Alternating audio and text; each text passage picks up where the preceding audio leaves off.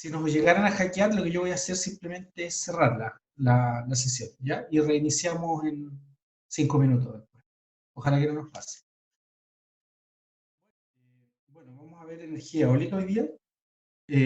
Vamos a partir con los fundamentos de la energía eólica y vamos a seguir la próxima clase con el tema también. Eh, y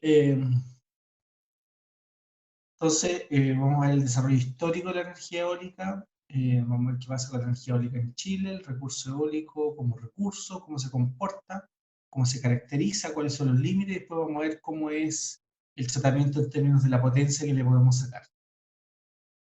Entonces, primero yo quería partir con esto, que es una curva bastante interesante. Uno podría hablar horas con esta curva, que explica un montón de cosas buenas y malas que han pasado en el planeta.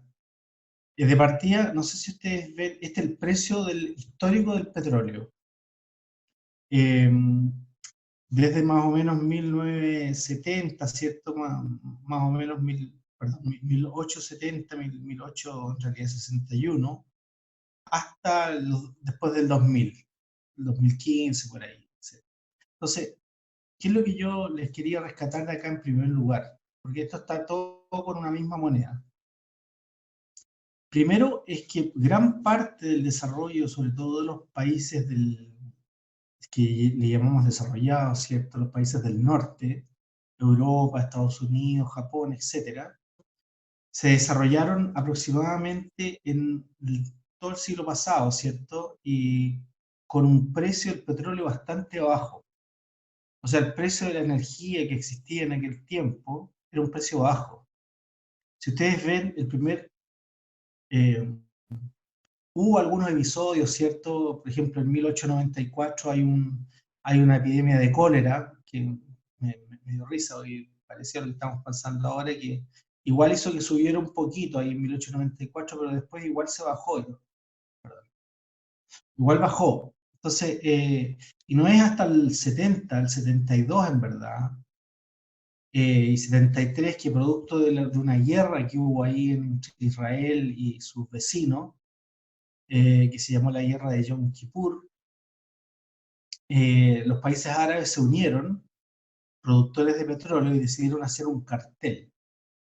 Y ese cartel produjo el primer aumento significativo de la demanda, o sea, del precio del petróleo en el mundo. Fue una crisis muy gigantesca, causó un daño en todo el planeta. Salían en las noticias a cada rato como los países, las gasolinerías hacían colas, ¿cierto?, en las estaciones de servicio. No había petróleo y el transporte mundial prácticamente se detuvo. Entonces eso marcó una primera gran alarma, porque hasta ese tiempo toda la energía estaba a un precio bajo, razonable, no había ningún problema. Y ahí los países en realidad empezaron a tomar como en serio el tema de buscar energías alternativas al petróleo. Y después hubo otra gran crisis, que fue la segunda del siglo pasado, a fin del siglo pasado. Fue en realidad entre el 78 y el 79, cuando se produce la revolución en Irán, de los fundamentalistas que toman el poder, ¿cierto? Y se producen grandes cortes en la producción de energía, o sea, de petróleo. Se produce una guerra ahí, la guerra entre Irán y Irak, una guerra larga. Todo eso, eh, estamos hablando de los 80, produce que de nuevo se suba la energía. Entonces, esos dos grandes episodios son los que hacen que la humanidad entera se pregunte por formas alternativas, porque afectó seriamente la economía. Entonces, es verdad que ha habido una componente que también tiene que ver con la toma de conciencia de la gente, el bienestar del planeta y todo eso, digamos, y todo eso está súper bien. Pero en realidad lo que marcó, como lo vamos a ver enseguida, en la próxima lámina, mantuve los precios de la lista de precios arriba de la energía, pero ahora se ve que para atrás, esta es la historia de la energía eólica, puesta acá en perspectiva del 88 en adelante, y parte de los primeros generadores eólicos. Por supuesto, el uso de los seres humanos de la energía eólica como energía es muy antigua, por supuesto. Tenemos las naves a vela, etcétera, que son, pucha, ancestrales. Pero en realidad, aquí hablando en términos de energía eléctrica propiamente tal, parte en 1888 con Charles Bruch y se mantiene, no tiene un mayor impacto, mayor desarrollo, ¿cierto? Se va hasta 1892, después en 1904 se genera el primero de tres aspas, en 1904, con aplicaciones pero se mantiene a un nivel muy bajo. Y después de la crisis, ahí yo les puse el gráfico de la energía eólica acumulada en el planeta. Ustedes pueden ver después de esas dos grandes crisis, se produce una decisión a nivel mundial y el aumento en la capacidad de energía eléctrica y fundamentalmente con energía eólica aumenta significativamente. Y llegamos al 2018, ¿cierto? Con 591 gigawatts aproximadamente de capacidad en el planeta. Entonces, pero nace todo esto, por supuesto, con las crisis del petróleo que les mencionaba anteriormente. Entonces, en términos tecnológicos ha habido mucho desarrollo. Esos dos aerogeneradores que están ahí los pongo porque son el primero, ese que está a la mano izquierda de ustedes, o sea, este que está acá. Ese que está ahí es un generador de eje vertical que se llama, y se llama Darrieus, que fue creado en 1925. Se los muestro porque ese tipo de generador, por alguna razón, la gente de Hollywood y que hacen películas les gusta mucho. Siempre ponen esos generadores. No sé si se han dado cuenta, si las películas de ciencia ficción sobre todo. Les gusta mucho más que el otro que da vuelta. Este es de eje vertical. Existe otro también que es bien famoso, también de eje vertical, que es el de la derecha, que se llama Savonius, y este que está acá. Ese que está ahí. ¿Ya? Es el Savonius.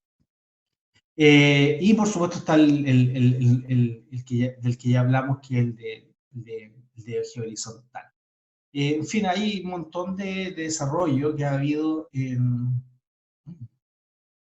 Tengo que clear, ahí sí. Que ha habido, no me voy a detener mucho para avanzar,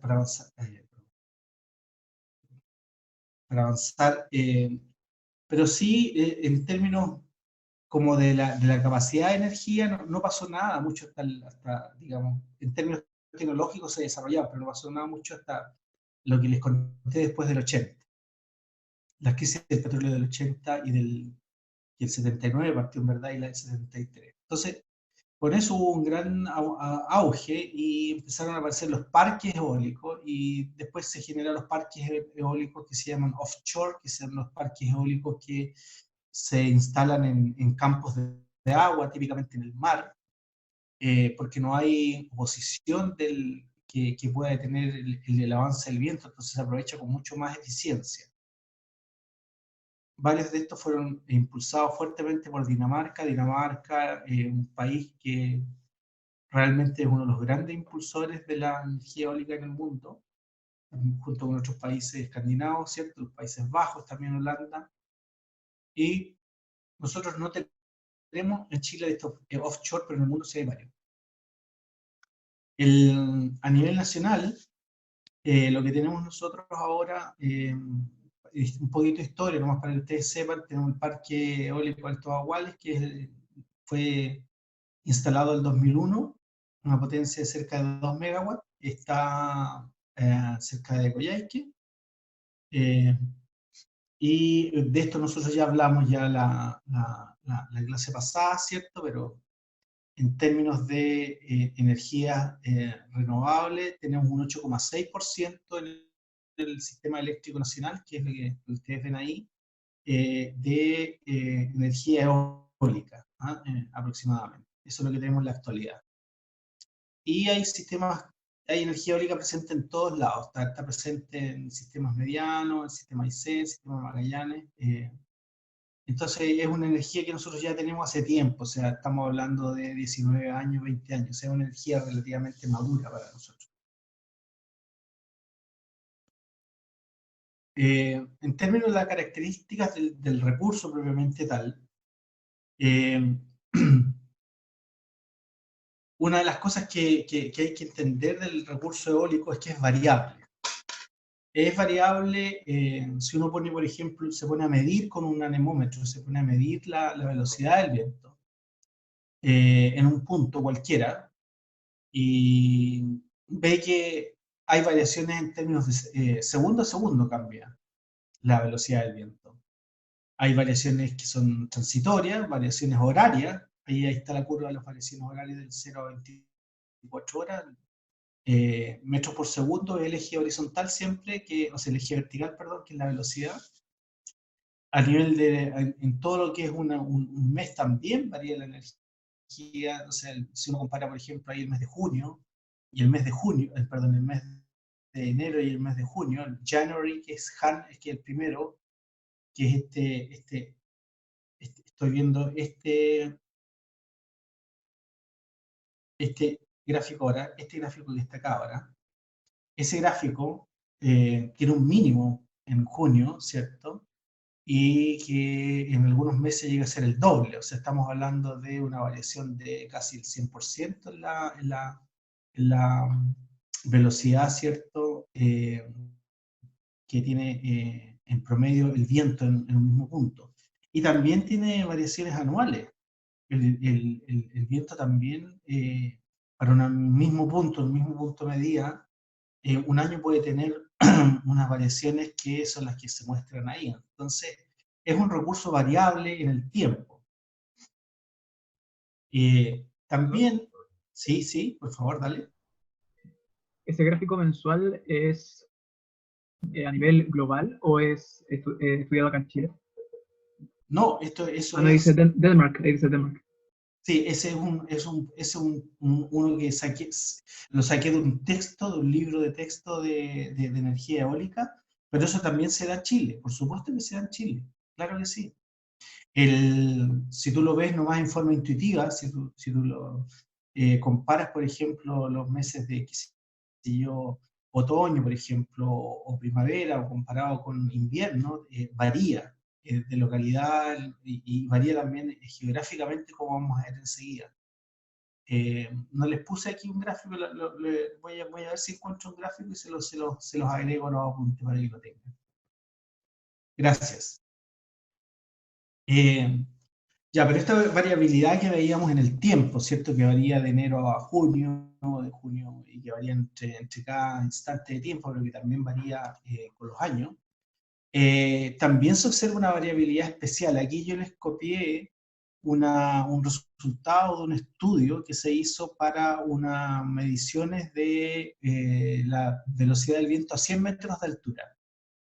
A 100 metros de altura, si se mide la velocidad y se clasifica en términos de colores, ahí el azul va de 0 a 2 metros por segundo, después el celeste de 2 a 4 y así, siendo los más veloces, ¿cierto? El naranja de 10 a 12, que espero que lo vean naranja, y después de 12 en adelante, que es ya rojo o naranja intenso.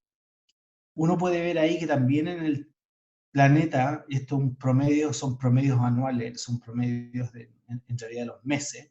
Está el mes de enero arriba y abajo está el mes de junio, que también varía, por supuesto, con respecto a la estación. Pero lo más importante, si ustedes se ven, por ejemplo, el de enero ya, veamos el de enero. El de enero, en toda la parte de arriba, que es esta parte de aquí que yo voy a destacar ahora, esa parte de arriba, toda esa parte de arriba tiene más velocidad de viento que la parte de abajo. Y la parte del lado, por decirlo así, de la mitad de la Tierra, por decirlo así, de la mitad de la Tierra hacia arriba, hay más velocidad de viento que en la parte de abajo en el mes de enero, claramente. Y la cosa se invierte en junio. Para el mes de junio, ¿cierto? Tenemos exactamente la situación opuesta, en donde los vientos que hablábamos hace poquito, que son más fuertes, se ubican efectivamente en la parte de abajo. Entonces, en un mismo territorio, por ejemplo, qué sé yo, ustedes pueden ver ahí en la parte de enero, Estados Unidos, por ejemplo, tiene distintas velocidades para el mismo, para el recurso eólico.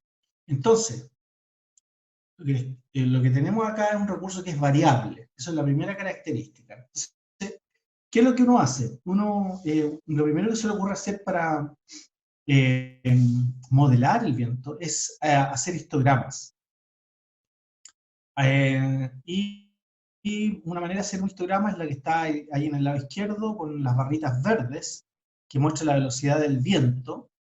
Eso, la velocidad del viento de 1 metro por segundo, 2 metros por segundo, perdón, 1,9, 2,8, 3,7. Eso es para una localidad dada, estos son datos reales. Entonces, para esta velocidad, uno ve más o menos que qué sé yo, el 3,7, por ejemplo, la velocidad 3,7 se encuentra más o menos en términos de porcentaje, si no me falla la vista, es 21,5 más o menos, ¿cierto? Ese es más o menos la frecuencia, es el 21,5% del tiempo, si ustedes quieren, tomando el 100% el espacio de medición que hubo. La velocidad está aproximadamente 3,7. Después 4,6, ya ahí baja, probablemente sea cerca de 14%, ¿cierto? 0,14 más o menos. Y así. Y se ven velocidades bastante pequeñas, ¿cierto? A medida que uno registra, por ejemplo, velocidades más altas, lo voy a mostrar ahora en el gráfico, aquí con la... estoy contento porque voy a usar el puntero en la tablet. Bueno, como les contaba, ahí en esa zona, es la zona de las altas velocidades, pero que se dan con poca frecuencia. Y las altas velocidades, fíjense que no son tan altas igual, 9,9. O sea, el viento no es tan veloz. Y uno lo sabe porque uno puede caminar. Si uno saldría a la calle y venía una ventolera y sale volando, ¿no es cierto? Por supuesto, eso pasa a veces, situaciones muy especiales, sobre todo la gente de Punta Arenas lo sabe muy bien. Pero en general el viento se mantiene dentro de ciertos rangos. Entonces, lo interesante es que si uno hace esa distribución, esa medición que hicimos, que yo les mostré ahí con las barritas verdes, si uno lo hace en otro lado, llega a una curva parecida. Y si lo hace en Estados Unidos en alguna parte, llega a una curva parecida. Y si lo hace en Alemania también es parecido. Entonces, alguien se da cuenta que todos tenían como la misma forma. Que esta forma que está en el lado derecho ahora, que está más bien hechita, que aquí está la velocidad del viento en el eje horizontal, ¿cierto? Y en el eje vertical está la frecuencia de nuevo. Entonces ahí se ve el histograma y se ve la curvita que mejor lo calza. Esa curvita es una curvita que está estudiada por los matemáticos y que corresponde a una familia de curvas que se llaman las curvas de Weibull. Las curvas de Weibull son curvas matemáticamente que se expresan de la forma que está puesta ahí. Son curvas de distribución de Weibull que están estudiadas, ¿cierto? Que es K partido por C, V partido por C, y V es la variable, en este caso que es la velocidad, por E elevado a menos V partido por C, donde el K y el C son factores, son parámetros de la curva, pero que en todo caso tiene la curva que es la que se está mostrando ahí en la figura. Entonces, dependiendo de la localidad, esa curvita es más achatada, menos achatada, más alta, menos baja, etcétera, pero todas siguen la misma forma. Y es una característica del viento realmente sorprendente, que el viento se comporta como una curva de distribución de Weibull.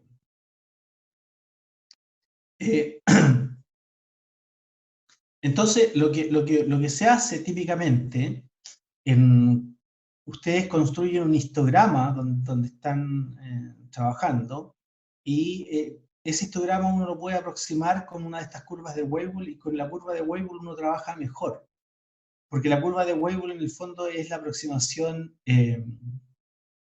fina, ¿cierto? Porque uno no tiene todos los instrumentos en realidad tienen siempre una escala, miden 5, miden 6, pero no miden 5 5,5, o si mide 5,5 pero no mide 5,55 y así.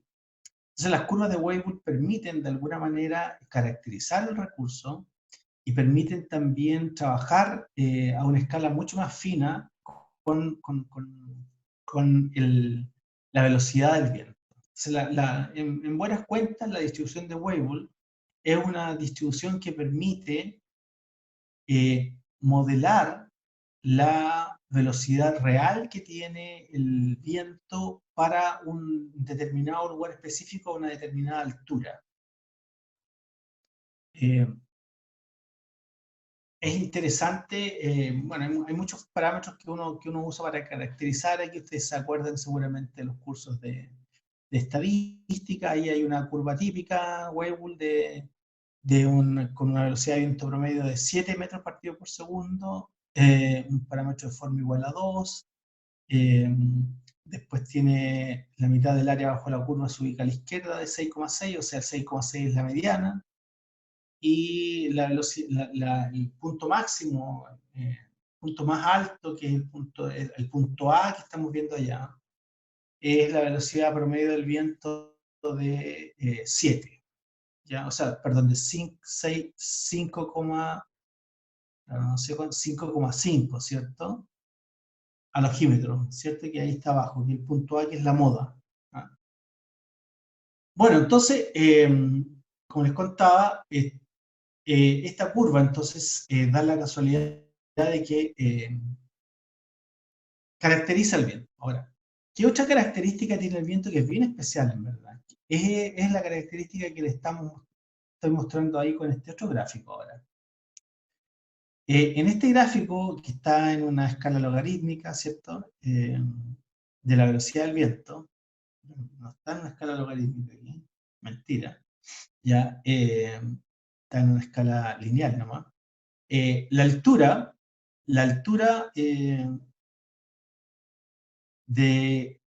depende, ¿cierto?, de la velocidad del viento. Si tomamos, por ejemplo, la curva azul. La curva azul es una curva que tiene una velocidad relativa con respecto a una velocidad de referencia a una altura, qué sé yo, de 50 metros, de 1, qué sé yo, será 1,03, es lo que estoy viendo yo ahí. Pero si uno aumenta la altura de medición, si yo aumento la altura de medición a 100 metros, la velocidad aumenta, ¿ya? La velocidad aumenta cerca de 1,5 más o menos, con respecto a la velocidad de referencia. O sea, la velocidad del viento en cierta altura, la velocidad del viento depende de la altura, en buenas cuentas. Eso es todo lo que está diciendo este gráfico que hay acá. Que a mayor altura, mayor velocidad. Entonces hay una altura de referencia a la cual nosotros conocemos el viento, ¿cierto? Supongamos que nosotros tenemos mediciones que nos permiten, por ejemplo, medir el viento, qué sé yo, a una altura de 10 metros. Ya uno tiene un polo, ¿cierto? Y le pone un anemómetro arriba, una columna, y le pone un anemómetro y mide a 10 metros.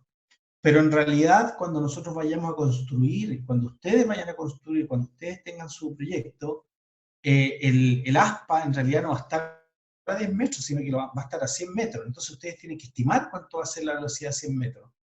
Y para eso se usa esta curva, para eso se usa este tipo de curva.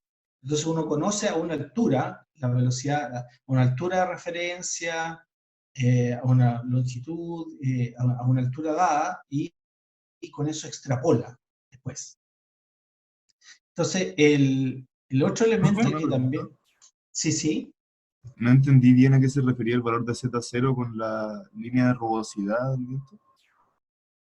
Mira, el valor de Z0 es una longitud de rugosidad en la dirección del viento, es un parámetro que lo vamos a ver al tiro, que es este que está acá. Rugosidad, clase de rugosidad. La clase de rugosidad es es 0 cuando estamos en la superficie del agua, significa que nada detiene el paso del viento. Y después 4, que es el valor que está más abajo acá, es cuando estamos en ciudades muy grandes, con edificios altos, rascacielos, entonces el viento no puede pasar. ¿Ya? Entonces el Z0 es ese parámetro que está ahí. Z0 es el parámetro que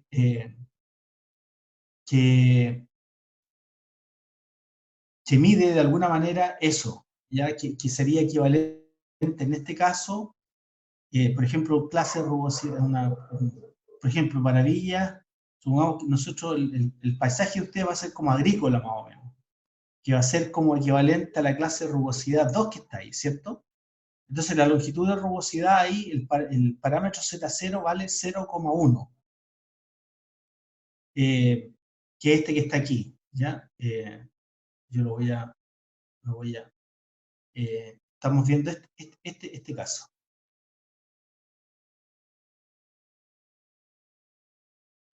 Ese caso, que dice paisaje agrícola con algunas casas y arbustos. Ese tiene una longitud de rugosidad de 0,1, ¿ya? Y esos son valores experimentales, ¿eh? A todo esto. No son provienen de ser medidas. Entonces ese Z0, que estaría acá, sería el valor que vimos anteriormente, ¿cierto? Sería 0,1. Z0 sería 0,1. ¿Se entiende?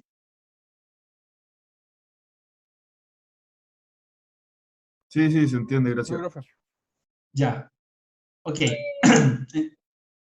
¿Sí?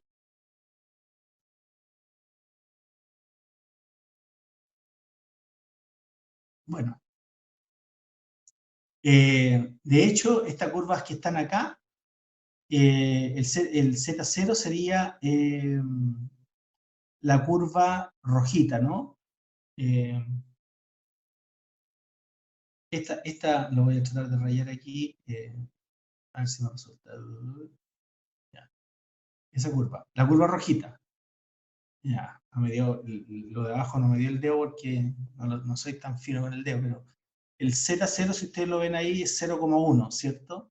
Ya, esa curvita rojita que está ahí es la curva entonces que habría que usar si estamos en un terreno agrícola, ¿cierto? Y nosotros tenemos medidas con respecto a lo de los 10 metros que les conté, ¿ya? El Z de referencia sería ahí la altura a la cual conocemos el viento, que sería el 10 metros, y V de referencia sería la velocidad que estamos midiendo, por ejemplo, que sea 10 metros por segundo, 5 metros por segundo, etc. ¿Ya? Ya. Entonces, ya. Entonces, dependiendo de la rugosidad, vamos a tener una longitud de rugosidad que es el que va en la ecuación anterior. Entonces, lo que ustedes tienen que hacer, entiendo en el proyecto 1, es determinar la curva de Sher, o sea, la curva de la velocidad del viento en función de la altura. En el lugar donde ustedes les dieron, ¿ya? Y son curvas de este estilo. La verdad es que después de 200 metros, eso es una cosa teórica nomás lo que está ahí. En realidad, los valores reales están, para que ustedes tengan una idea, las alturas están de las columnas de los generadores eólicos, están todos a 100 metros, 120 metros aproximadamente, y las aspas son, qué sé yo, 80 metros, 100 metros. Entonces, a lo más llegamos a 200 metros, 180 metros. ¿Ya? Te da un poquito de entendimiento del fenómeno, que es el límite de Betz. El límite de Betz es un límite que viene dado por la naturaleza nomás del fenómeno. Vamos a considerar acá que tenemos un aerogenerador, ¿cierto? Y está la torre acá, y que tiene unas aspas, ¿cierto?, que giran y que generan una especie de círculo, ¿cierto? Que el círculo que es el círculo que forman los extremos del aspa. que es formado por el radio, ¿cierto?, de las aspas girando. Entonces, hay una energía, una potencia, ¿cierto?, del viento que es incidente, que es un medio de la masa, ¿cierto?, por la velocidad al cuadrado, y la curva, ¿cierto?, si uno lo descompone en la masa, ¿cierto?, que es la densidad por el volumen, ¿cierto?, y el volumen es igual a el volumen del cuerpo, es la distancia que tiene para incidir, ¿cierto?, y es el área del aspa. De ahí sale el otro término para la velocidad, ¿cierto? Entonces, tenemos esta expresión que está acá, o sea, la potencia incidente es directamente proporcional a la velocidad al cubo, que no es más que un medio de mv cuadrado nomás, ¿cierto? Ya, bueno.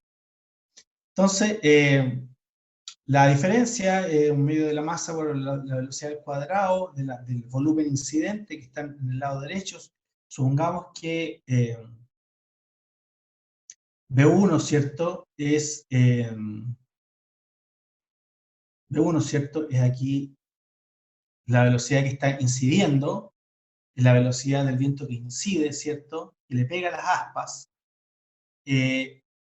Perdón, la velocidad del viento que está incidiendo las aspas, y vamos a suponer que V2 es la velocidad de salida, ¿cierto?, que tiene una vez que pasa por las aspas.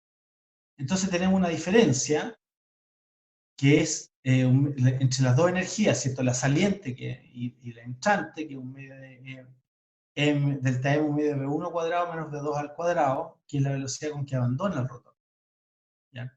Entonces, entre V1 y V2, entonces, tenemos una diferencia de energía, y esa diferencia de energía si uno la calcula, va a dar un límite aproximadamente de 0,57. No sé qué pasó, parece que se me chispoteó una transparencia que tenía ahí. Efectivamente se me chispoteó una transparencia. Qué curioso. Bueno, lo voy a incluir. Entonces, de esa regla, ahora, como ustedes ven de ese gráfico, es bien inmediato, ¿cierto? O sea, el V2 no puede bajar a cero. No, eso no pasa físicamente. No es que después de que el V1 le pega las aspas, el V2 cero. Entonces tenemos la potencia que le pega, que es aprovechable por el aspa, va a ser toda la velocidad V1. Eso no puede ser. Hay siempre una velocidad V2, que es la velocidad de salida las aspas del aerogenerador, y eso genera un límite, eso tiene un límite, que es aproximadamente el 60%, para que lo fijen ustedes en su mente. Les voy a incluir la transparencia porque por alguna razón no la puse ahí, pero en definitiva hay un límite, que es el límite teórico de cuánta energía yo le puedo sacar al viento. ¿Cuánta energía le puedo sacar al viento? Va a depender, ¿cierto? Por supuesto, del ancho, del largo del área y todo lo más, pero en definitiva no le puedo sacar más que un cierto porcentaje de la energía que entra. Profe, ese flujo de masa, como que me cuesta un poco imaginármelo cómo lo miden. ¿Se parece un poco al concepto de presión que ejerce el viento sobre las aspas? Claro, efectivamente es presión, pero aquí está sacado de una manera mucho más limpia, está puesto como la energía antes y después, la energía cinética antes y después, ¿ya? Por eso un medio de delta M V1 al cuadrado menos V2 al cuadrado. Pero efectivamente esa es la presión para mantener las aspas en movimiento. Las aspas deben mantenerse en movimiento producto del roce que tiene el aire sobre el aspa, ¿ya? Que es el mismo principio, ¿cierto?, de los aviones, de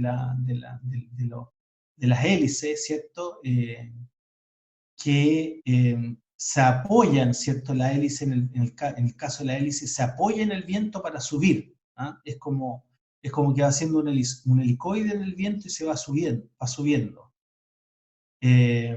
Acá es lo mismo, el viento, ¿cierto? El V1, que es una masa, tal como tú lo dices muy bien, es una masa, atraviesa esta masa por las aspas y en ese atravesar, en ese arrastre, en ese toque que le hace el flujo al aspa, el aspa se mueve por la estructura que tiene.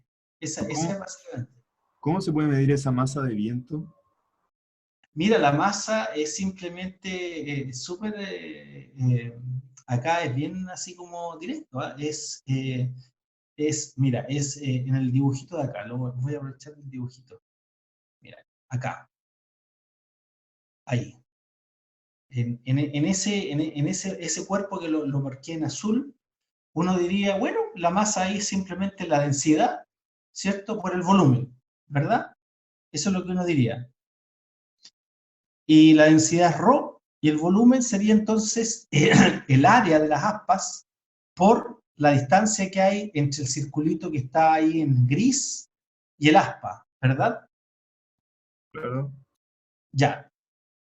Bueno, esa distancia se estima como simplemente el X, ¿cierto? Que va a ser igual al X cubierto por una masa de aire que está contenida ahí en un tiempo delta T. Ya, gracias. Y ese X, si yo tengo, si yo sé cuánto vale V1, ¿cierto? Simplemente es V1 por delta T. Eso es lo que vale.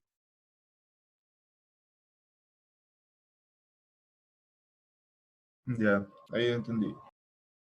Claro, entonces, y esa es la energía, un medio de la masa por V1 al cuadrado. Entonces, lo que se hace simplemente a la energía esa que es la energía cinética, que es un medio de la masa por V al cuadrado, como te va a quedar un delta T al lado derecho, lo pasas abajo y te queda la energía partida por delta T y esa es la potencia, el tiro, el P0.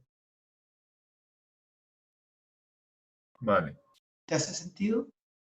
Sí, que me costaba un poco imaginar el concepto de que un viento fuera más rápido hacía que fuera más denso y si existía algún instrumento para medir la masa del viento. Como que me parecía No, muy no, abstracto. no. No. Aquí simplemente, de hecho, está considerada la misma masa. En la misma masa, el delta M, mira, el delta M, voy a hacer un clic acá, a ver si pongo el delta M es una cosa así. Es el delta M, el que está en azulito. ¿Ya? Por supuesto que va a ser el área por el área gris por la distancia, esa distancia que hay arriba, esta que está aquí, suponemos que este es D, este es D, supongamos que fuera D, la estoy jugando aquí, no me resultó, D, no, ya, chao, no me resultó,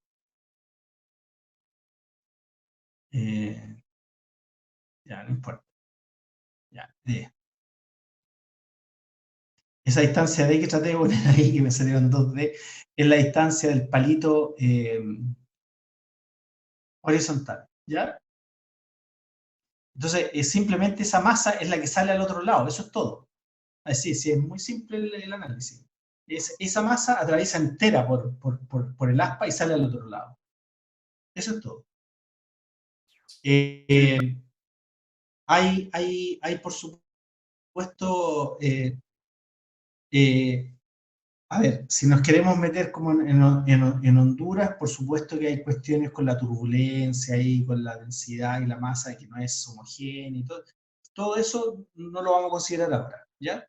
Vamos a suponer nomás que limpiamente toda esa masa pasa tranquilamente por el aspa, la mueve y sale al otro lado. Es el análisis, ¿ya? Que tal vez sea muy, muy simple, tú tienes razón, pero es para tener una estimación nomás. Entonces, teníamos que la potencia de entrada, entonces en términos de recursos, esto es para que tengan inmediatamente ustedes una idea de lo que van a hacer en el proyecto de ustedes. Miren, la potencia de entrada es la curvita gris que está ahí. La curvita gris es la potencia de entrada, ¿cierto? Cuando yo tengo una velocidad chica, tengo una poca potencia, pero cuando tengo una velocidad promedio, ¿cierto? Que entre 10 y 15 tengo una velocidad grande, y después tengo una velocidad, y después de 30 metros partido por segundo ya no hay potencia aprovechable. Después de esa potencia de entrada, yo tengo una potencia disponible, ¿cierto? En el eje, pero como tengo un generador con el que estoy haciendo la energía eléctrica, ese generador se me va a calentar, va a haber roce, va a haber un montón de pérdidas mecánicas antes de que yo pueda aprovechar esa potencia de entrada. Y en realidad, lo que voy a aprovechar nomás es lo rojito. Entonces, los generadores reales trabajan con los rojitos. Los rojitos es simplemente lo que yo puedo aprovechar. El gris es la potencia de entrada y lo disponible, lo que yo podría si no tuviera pérdida, si no tuviera nada, si todo fuera perfecto de las máquinas, podría aprovechar el azul entero. Bien, entonces, una curva típica de un generador, de un aerogenerador, es el que está ahí. Este aerogenerador lo que tiene es una potencia de salida que está en el eje de la vertical, ¿cierto? Que es power output, que está en kilowatt, ahí está puesto en horas, que es, en realidad es kilowatt, debe ser kilowatt solamente, pero bueno, puede ser para una hora. Pero lo importante es lo siguiente, los generadores reales tienen una velocidad mínima de activación, o sea, un generador, si hay 0,1 metro por segundo, no se va a activar, o sea, se activa solo cuando ya hay una velocidad mínima aprovechable, que en este caso está como después de 2,5, 3, cerca de 3. Sube la potencia a medida que sube la velocidad, ¿cierto? Y después alcanza un valor máximo, que es la máxima potencia que yo le puedo traer, sacar, porque la máquina no da más tampoco. El generador que le instalé es un generador, en este caso, de 1500 kilowatts, ¿cierto? 1,5 megawatts. Y la turbina no da más, entonces no le puedo sacar más de 1500 megawatts. Y después, aunque siga aumentando la velocidad, no le saco más, pero si la velocidad aumenta un valor máximo que está ahí en 24 metros partido por segundo, el asunto se desconecta, porque en situaciones de tormenta, por ejemplo, se puede echar a perder, se anda muy rápido el aerogenerador. Entonces, para que no le pase nada, si hay mucha velocidad del viento, simplemente no funciona. ¿Ya? Y eso, que uno lo dice teóricamente, en realidad en términos prácticos ha tenido consecuencias, ¿no? Por ejemplo, hace unos años hubo una tormenta muy fuerte que asoló España. Fue tan fuerte que tuvieron que echar abajo todos los aerogeneradores, desactivarlos, que alcanzaron toda esta velocidad máxima. Y cuando alcanzaron la velocidad máxima hubo una disminución de la energía muy fuerte en España. Pero por suerte, en ese momento, en Portugal, el tiempo estaba normal. Había viento, pero no era muy fuerte. Entonces, en Portugal los apañó y les mandó energía ahí a España y pasaron esa crisis, digamos. Pero fue una crisis muy fuerte porque simultáneamente en muchas partes del territorio estaba siendo asolado por esta tormenta y hubo una baja significativa. O sea, esto es importante, ¿ya? Ya. ¿Profe? ¿Sí? Cuando dice que dejan de generar, ¿es que desconectan el generador de las aspas? ¿O detienen las aspas? Básicamente las dos cosas. Básicamente el aspa queda así, para que le pegue el viento, voy a poner mi mano así para que ustedes la vean. Aquí viene el viento y le pega al aspa, ¿cierto? Y se mueve el aspa. El aspa se pone así, entonces el viento no pasa por el lado. Primer control. Y después las enclavan, efectivamente, para que no puedan girar. ¿Se entendió? El aspa la giran. Entonces, si el viento pasa de largo, nomás no las mueve. Y bueno, la línea punteada, ahora que la estoy viendo aquí, la línea punteada es simplemente cuando yo me pasé, ¿cierto? La velocidad máxima, ahí deja de funcionar, o se desactiva, pero después tiene una velocidad de que si la velocidad baja de una velocidad de activación, que en este caso está como en 21, justo se nos acabó el tiempo, increíble. Ya. Se vuelve a activar de nuevo, ya que es la velocidad de activación ahí está como en 21,5.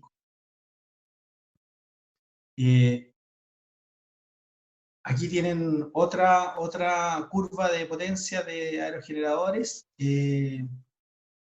Aquí también se hacen aproximaciones, por supuesto. En este caso hay un polinomio abajo de 5 términos para aproximar la curvita de abajo, y después a partir de este punto, a partir de ese punto,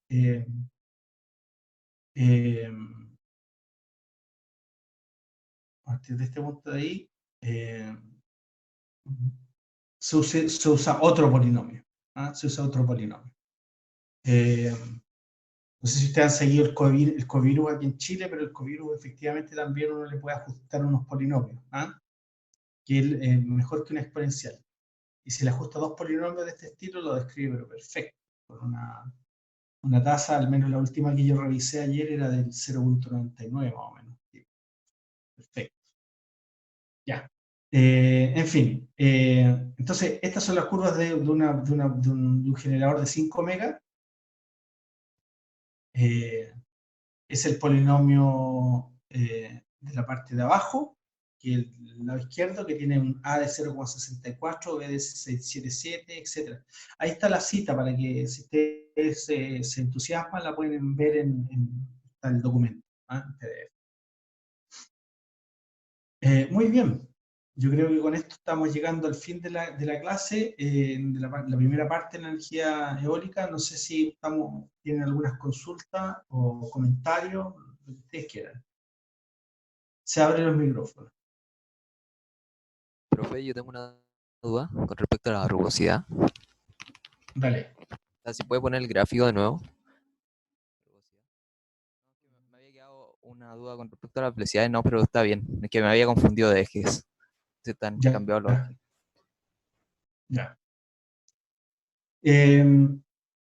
Claro, mira, la gracia que tiene esto, nomás lo importante para ustedes y para los proyectos reales en realidad, es que tienen que hacer para cualquier proyecto, o sea, está bien usar el generador, la data de la proyección eólica, porque del Departamento de Física, que lo tiene ahora el Ministerio de Energía, que nosotros lo hicimos, en realidad la facultad lo hicimos para el Departamento para el Ministerio de Energía. Pero en realidad las firmas van a tener que medir, ¿ya? O sea, por ejemplo, supongamos que a ti te llega un proyecto que tienes que hacer un parque eólico, qué sé yo, en Ñuble, por decirte algo, en una parte, en una localidad específica. Con la estimación de los datos del simulador eólico, uno tiene una idea más o menos dónde están los buenos vientos, así como en general.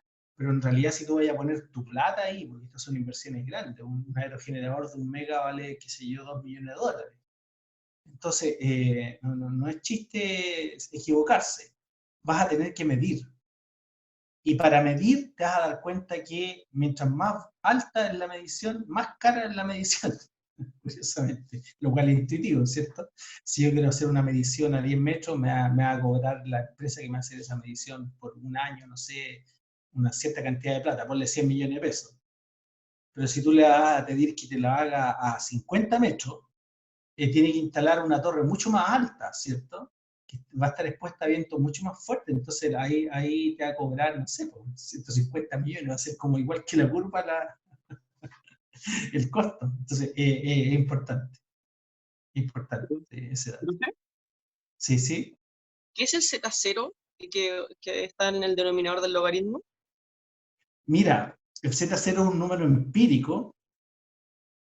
Es un número empírico que aquí varía entre 0,01 y 1, ¿cierto? Hay 3 curvitas, ¿verdad? Eso proviene de acá en realidad, proviene de un dato. Estas curvas son curvas experimentales que tienen que ver con cuántos objetos o cuál es el impedimento para el campo de vientos que avance. Por ejemplo, cuando yo estoy en el agua, lo veíamos al comienzo de las fotos de los parques offshore, cuando yo estoy en el agua no tengo ningún impedimento, el campo de viento avanza nomás. Y entonces ahí la longitud de rugosidad es muy chiquitita, 0,0, 2 por 10 elevado menos 4, esa es la superficie del agua. En cambio, cuando yo tengo una clase de rugosidad 4, que tengo ciudades altas, edificios, rascacielos, etc., es 1,6. O sea, son valores que te dan una referencia de qué tanto te va a impactar el lugar donde estás a la velocidad del viento que tú vas a poder aprovechar. Porque no es lo mismo que tú tengas, por ejemplo, un terreno completamente abierto con una superficie suave, por ejemplo, un lomaje, donde tú suavecito, así, imaginemos, sin cerro, sin nada, a que tengas un paisaje lleno de, qué sé yo, árboles o bosques, es distinto. Entonces, eso también afecta. Es una vez, ¿cómo consideramos eso? Lo consideramos con ese parámetro. Gracias, profe. ¿Alguien tiene alguna otra consulta? ¿Comentario? Bueno, si no, les agradezco mucho a los heroicos que se han mantenido desde la Valentina hasta el Benja, pasando por a Aarón Suárez. Así que nos vemos el próximo jueves. Que estén muy bien.